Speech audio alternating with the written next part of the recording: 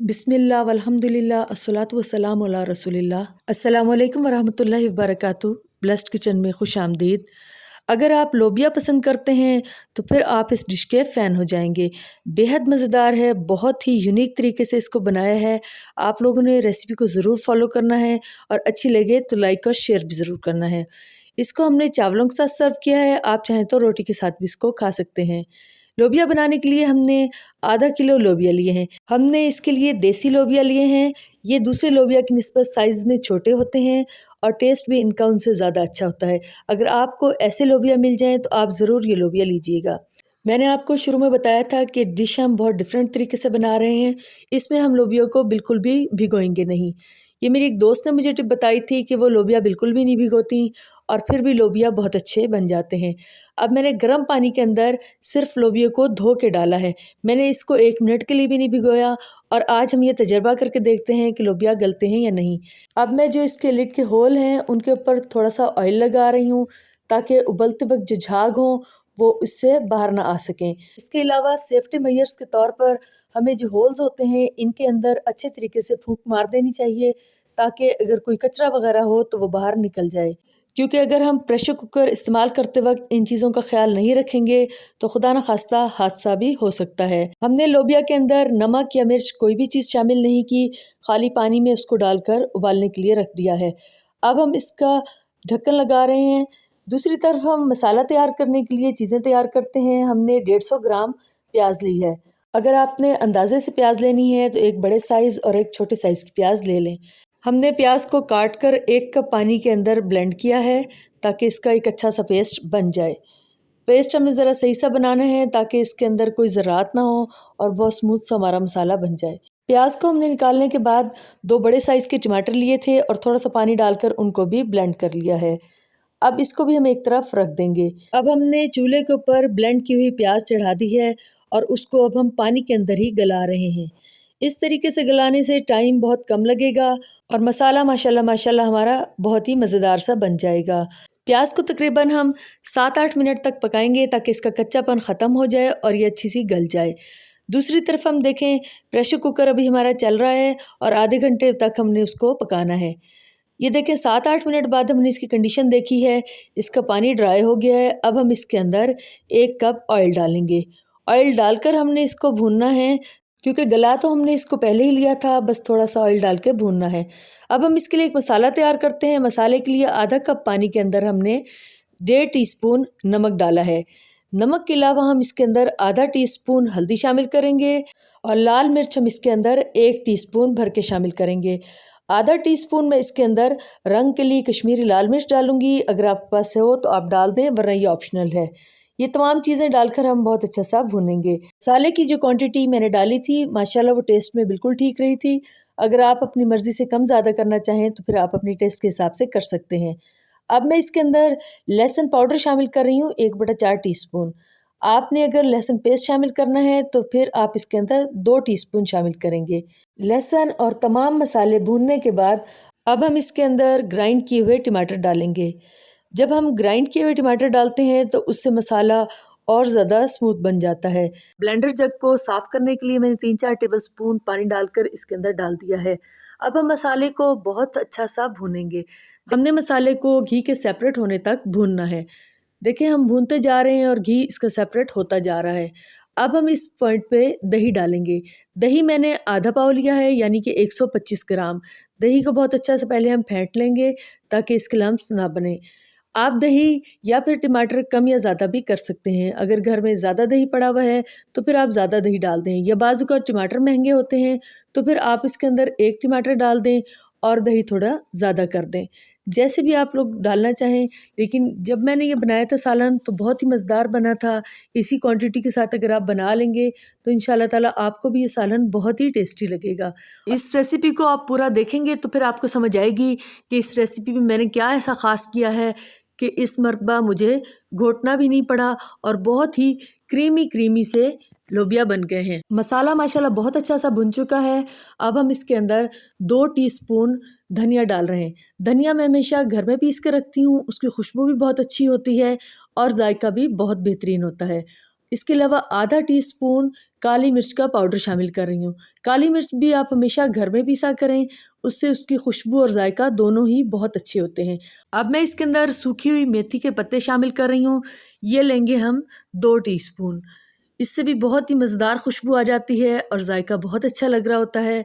ये चीज़ें आपने बस मिक्स करनी है। अब हम इसको थोड़ा मज़ीद टेस्ट देने के लिए 3-4 टेबलस्पून सफ़ेद सिरका शामिल कर रहे हैं। अगर आप लीमू शामिल करना चाहें तो फिर आप इसके अंदर 1-2 लीमू भी डाल सकते हैं, या अगर आप इसको स्किप करना चाहें तो फिर स्किप कर दें। अगर आपको टेस्ट नहीं पसंद तो फिर आप इसके अंदर ये शामिल ना करें। बस सिरका डालने के बाद हम इसको थोड़ा-सा भूनेंगे ताकि सिरके का कच्चापन भी ख़त्म हो जाए और बहुत ही बेहतरीन सा सालन हमारा बन जाए। माशाल्लाह मसाला भुन चुका है, देखें ऑयल अलग हो गया है इसका। बहुत अच्छा दानेदार सा मसाला बना है। मैंने इसके ऑयल को अलहदा कर दिया था क्योंकि जब भी घुटा हुआ लोबिया पकता है तो वो इतना ज़्यादा सुर्ख शक्ल का नहीं होता। ये मसाला इस कदर लजीज है कि अगर आप खाली इसी से रोटी खाना चाहें तो इसमें किसी चीज़ की ज़रूरत नहीं है। बहुत ही बेहतरीन माशाल्लाह माशाल्लाह ये मसाला बना है। अब हम अपने प्रेशर कुकर की तरफ आते हैं। आधा घंटे बाद हम इसको खोल रहे हैं। पहले हमने इसकी विसल हटा दी थी ताकि इसकी स्टीम रिलीज़ हो जाए और ढक्कन आराम से खुल जाए। अब ये देखें लोबिया को हम चेक करेंगे कि जो हमारी एक सिस्टर ने हमें बताया है कि लोबिया बग़ैर भीगे भी गल जाता है। अब हम देखते हैं कि वाकई बात ठीक है। ये देखें माशाल्लाह बिल्कुल हलवे की तरह गल गया है। Thank you so much sister, आपने हमें ये बताया। अल्लाह आपको जज़ाए खैर दे।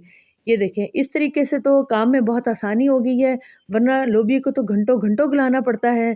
अब ये देखें आपके सामने माशाल्लाह बेहतरीन सा लोबिया गल चुका है। अब देखें हम वो ख़ास टिप करेंगे जिससे लोबिया बहुत ही क्रीमी हो जाएगा और बग़ैर हमारी मेहनत खर्च किए लोबिया हमें क्रीमी सा हासिल हो जाएगा। इसके लिए मैंने लोबिया जो गला हुआ है वो आधा कप निकाल लिया है। किसी प्लेट में निकाल लें आप और इसको थोड़ा सा बेशक ठंडा कर दें। अब बाकी का लोबिया हमने मसाले के अंदर डाल देना है, क्योंकि हमने लोबिया को मसाले के अंदर डालकर भी भूनना है, तभी तो हमें फिर मसालेदार लोबिया हासिल होगा। अगर हम इसको नहीं भूनेंगे तो फिर मसाले का जायका अलहदा और लोबिया का जायका फीका फीका लगेगा। इसलिए हमेशा ये करना है कि जब भी लोबिया मसाले के अंदर डालें तो कम से कम 7-8 मिनट तक लाजमी भूनें। चाहे तो आप 9-10 मिनट तक भी भून सकते हैं, लेकिन अगर आप 7-8 मिनट तक भुनें तब भी काफ़ी हो जाएगा। ये देखें तकरीबन 8-9 मिनट तक मैं इसको भून चुकी हूँ और आप इसकी शक्ल देखें कितनी यकजान हो चुकी है माशाल्लाह माशाल्लाह। और एक और बात मैं आपसे कहूँ कि जो इसका पानी हमने उबाल कर रखा था वो अब हम भूनते वक्त थोड़ा थोड़ा इसके अंदर शामिल करते रहेंगे। बाकी पानी भी हमने ज़ाया नहीं करना, हमने तमाम पानी को इस्तेमाल करना है, क्योंकि उसके अंदर ही सारा का सारा अर्क है, सारी की सारी ताकत है। इसलिए जो लोबिया का पानी है वो बिल्कुल भी ज़ाया नहीं करना। ये थोड़ा थोड़ा पानी हम इसके अंदर शामिल कर रहे हैं और इसको पका रहे हैं। आप लोग अगर चावलों के साथ खाना चाहते हैं लोबिया तो फिर वो थोड़ा सा शोरबे वाला होता है, और अगर आप रोटी के साथ खाना चाहते हैं तो फिर वो थोड़ा सा गाढ़ा होता है। या बाज़ लोग शोरबे वाला लोबिया ही रोटी के साथ खाना पसंद करते हैं। आपके घर जैसा भी पकाया जाता है आप वही यखनी लोबिया की इसके अंदर डाल सकते हैं। लोबिया को हमने हल्की आंच पर रख दिया है। अब हमने जो लोबिया अलहदा निकाले थे उनको पीसना है। पीसने से ये होगा कि जो हमें क्रीमी टेक्सचर चाहिए वो आ जाएगा, बग़ैर मेहनत किए बग़ैर घोटे। और हमने सिर्फ़ और सिर्फ आधा कप लोबिया निकाले थे, उसके अंदर तकरीबन 1.5 कप मैंने ये यखनी डाली है और अब मैं इसको ब्लेंड करूँगी। यखनी आप अपनी मर्ज़ी से कम ज़्यादा डाल सकते हैं, बस हमने इसको बहुत अच्छा सा ब्लेंड करना है ताकि एक क्रीमी सा टेक्सचर आ जाए। अब ये हम इसको मिक्स कर रहे हैं जो पक रहा था लोबिया, और अब हम वो मिक्सचर इसके अंदर शामिल करेंगे। ये देखें मिक्सचर शामिल किया है, इससे गाढ़ा गाढ़ा और बेहतरीन सा एक टेक्सचर बन गया है। लोबिया के अंदर लोबिया की यखनी डालने के बाद बस हम इसको 1 मिनट तक ही पकाएंगे, बहुत ज़्यादा हमने इसको नहीं पकाना। अब हम इसके ऊपर सेपरेट किया हुआ ऑयल डाल देंगे। ये देखें जब हमने लोबिया को पकाया है तो उसका ऑयल बिल्कुल गायब हो गया है। हालांकि उसके अंदर हमने ऑयल डाला था लेकिन वो ऑयल बिल्कुल वो जज़्ब हो चुका है। इसलिए अगर आपको सालन पर सुर्खी चाहिए तो आप भी यही तरीका करें। अब हम चावल बनाते हैं। चावलों के लिए हमने दरमियाने साइज़ की प्याज ली है और उसको हम बारीक बारीक काट रहे हैं। कुछ घरों में लोबिया के साथ उबले हुए चावल भी इस्तेमाल होते हैं। हमारे घर में उबले हुए चावल कोई भी शौक़ से नहीं खाता, इसलिए मैं तड़के वाले चावल बनाती हूँ। ऑयल हमने पौना कप लिया है इसके लिए, और पौना कप ऑयल में हम ये प्याज फ्राई करेंगे। आप एक मरतबा तड़के वाले चावल इस तरीके से बनाएं, बहुत ही सादा और बहुत ही आसान है। इसके साथ हमें तो दाल और चने और लोबिया बहुत ही टेस्टी लगते हैं। मैंने आपको दोनों चीज़ें ही सिखाई हैं, दाल चावल भी और इसके अलावा चने और चावल भी। हमने इसके अंदर काली मिर्चें और लौंगे डाल दी हैं और अब हम इसको भून रहे हैं। मैं दूसरी तरफ लहसुन की कलियां चॉप करके डाल रही हूँ। आप चाहें तो इसके अंदर लहसुन पेस्ट डाल दें। अब मैं इसके अंदर थोड़ा-सा पानी डालूँगी ताकि लहसुन जले ना और बहुत अच्छा सा भुन जाए। अब मैं इसके अंदर लहसुन डाल रही हूँ। लहसुन डालने के बाद हम इसको इतनी देर भूनेंगे कि लहसुन की खुशबू बहुत अच्छी सी आ जाए और कलर भी बहुत अच्छा सा इसका निकल आए। मैंने 5.5 गिलास पानी इसके अंदर डालना है क्योंकि मैं डबल स्टीम चावल इस्तेमाल कर रही हूँ 6 गिलास। बस मैं थोड़ा सा पानी कम डाल रही हूँ। वैसे तो डबल स्टीम में अगर आप डबल पानी भी डाल दें तो तब भी काम चल जाता है, लेकिन मैं थोड़ा सा पानी कम डाल रही हूँ। पानी डालने के बाद अब हम इसके अंदर 2 टीस्पून भर के नमक डालेंगे। आप अपनी मर्ज़ी से कम ज़्यादा कर सकते हैं। 6 गिलास मैंने चावल लिए हैं जिनको मैंने आधे घंटे के लिए भिगो दिया था। ये डबल स्टीम चावल हैं। अब हम इसको ढककर बिल्कुल नहीं पकाएंगे, बल्कि हम इसका थोड़ा-सा ढक्कन खुला रखेंगे। अगर हम बिल्कुल ढक देते हैं तो उसके लिए हमें पानी कम इस्तेमाल करना पड़ता है। हमने पानी चूँकि तकरीबन बराबर रखा है, थोड़ा-सा ही कम रखा है, इसलिए इसको हमेशा खोलकर ही पकाना चाहिए। थोड़ी देर बाद हमने इसमें हल्का-सा चम्मच चलाया है। हमने इसमें बहुत ज़्यादा बुरे तरीके से चम्मच नहीं चलाना कि चावल टूट जाएँ। देखिए मैं कितने एहतियात से चम्मच चला रही हूँ। अगर हम इसके अंदर उल्टे-सीधे तरीके से चम्मच चलाएँगे तो चावल टूट जाएँगे। अभी चावल में इतना पानी है कि हम उसको दम नहीं लगा सकते। मैंने दम के लिए पुराना तवा गरम करना शुरू कर दिया है दूसरे चूल्हे पे और अब हम इसको देखते हैं कि अब पानी इतना है कि हमने इसको दम लगाना है। यानी कि हल्के-हल्के से बबल्स बन रहे हैं। यही निशानी है कि हमने इसको दम लगाना है। आज हम गीले कपड़े या सूखे कपड़े से इसको दम नहीं लगा रहे, बल्कि ढक्कन ढक कर इसको दम लगा रहे हैं। 15 मिनट बाद देखिए माशाल्लाह चावल बिल्कुल रेडी हो चुके हैं और एक-एक दाना चावल का खिला हुआ है। माशाल्लाह बिल्कुल भी नहीं जुड़े चावल और ना ही कहीं से टूटे हैं। ये देखें, ऐसे ही चावल खाने में भी मज़ेदार लगते हैं और देखने में भी खुशनुमा लगते हैं। ये देखिए माशाल्लाह बिल्कुल बेहतरीन से चावल तैयार हैं। हम इसके अंदर चम्मच इस तरीके से हल्का सा चला के इसकी स्टीम थोड़ी सी निकाल देंगे और उसके बाद फिर हम इसको थोड़ा सा खोल के ढक देंगे। यानी कि ढक्कन थोड़ा सा खुला रखेंगे। इस तरीके से हम इसको ढकेंगे कि थोड़ा सा ये खुला रहे। इस तरीके से ये होगा कि जब ज़्यादा स्टीम इसके अंदर जाती है तो फिर चावल जुड़ सकते हैं। अल्हम्दुलिल्लाह बेहतरीन से चावल तैयार हैं। अब हम सैलेड तैयार करते हैं क्योंकि हमने आज प्लेटर सजाना है, इसलिए हम चाह रहे हैं कि थोड़ी यूनिक प्रेजेंटेशन हो जाए। उसके लिए मैंने लच्छों में प्याज काट ली है। प्याज के लच्छों को हम इस तरीके से खोल देंगे और ठंडे पानी के बोल में हम इसको रख देंगे। आजकल तो टैप वाटर ही बहुत ठंडा है, वरना गर्मियाँ हो तो आप फ्रिज के पानी में इसको रखें। अगर आप चाहें तो प्याज के अंदर थोड़ा सा नमक भी शामिल कर दें, लेकिन शर्त यही है कि ठंडा पानी हो, वरना अगर आप बग़ैर ठंडे पानी के प्याज को खाली नमक लगाकर बाहर रख देंगे तो प्याज बिल्कुल मुरझा जाएगी। इसलिए ये करना है कि आपने पानी के अंदर ही नमक डालना है और उसके अंदर प्याज डालनी है। बातों ही बातों में हमारी खीरे और टमाटर की कटिंग भी हो गई है, बस हमने इसके गोल-गोल स्लाइस काटे हैं। अब हमने अपना प्लेटर तैयार करने के लिए एक किसी भी बड़ी कटोरी के अंदर चावल लिए हैं। चावलों को चम्मच से बहुत अच्छा सा हमने प्रेस करना है सबसे पहले। अगर हम चावलों को प्रेस नहीं करेंगे तो फिर ये कटोरी खुल जाएगी। ये देखें, अब ये बिल्कुल सेट हो गई है। अब हम खूबसूरती के लिए इसकी साइड्स पर सलाद का एक बॉर्डर सा बना देंगे ताकि ये प्लेट और ज़्यादा खूबसूरत लगे। मेरे पास इस वक्त चुकंदर नहीं थे, वरना चुकंदर भी इसके ऊपर बहुत खूबसूरत लगते। ये सिर्फ जो 2-3 चीज़ें थी, मैंने इन्हीं से प्लेट को सेट करने की कोशिश की है।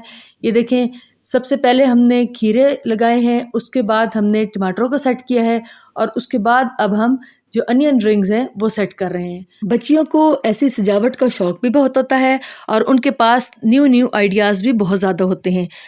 ये देखें कितना माशाल्लाह खूबसूरत प्लेटर लग रहा है और ये खाने में भी बेहद लजीज है। अपने हर प्रोग्राम में हम एक दुआ पढ़ते हैं। आइए आज वो दुआ पढ़ें जो कि हम सजदे और रुकू में भी पढ़ सकते हैं और वैसे भी ये बहुत ही खूबसूरत दुआ है, हमें मांगते रहने चाहिए। बिस्मिल्लाहिर्रहमानिर्रहीम सुब्हानकल्लाहुम्मा रब्बना व बिहम्दिका अल्लाहुम्मा अग़फिरली। तर्जुमा, पाक है तू ए अल्लाह, ए हमारे रब, और तेरी ही तारीफ़ है, ए अल्लाह मुझे बख्श दे। आमीन सुम्मा आमीन। माशाल्लाह बहुत ही ज़बरदस्त खाना तैयार है। आप लोग इसको ज़रूर ट्राई कीजिएगा और अपना फ़ीडबैक दीजिएगा। रेसिपी अच्छी लगे तो लाइक कीजिएगा, शेयर कीजिएगा, दुआओं में याद रखिएगा। अल्लाह हाफ़िज़।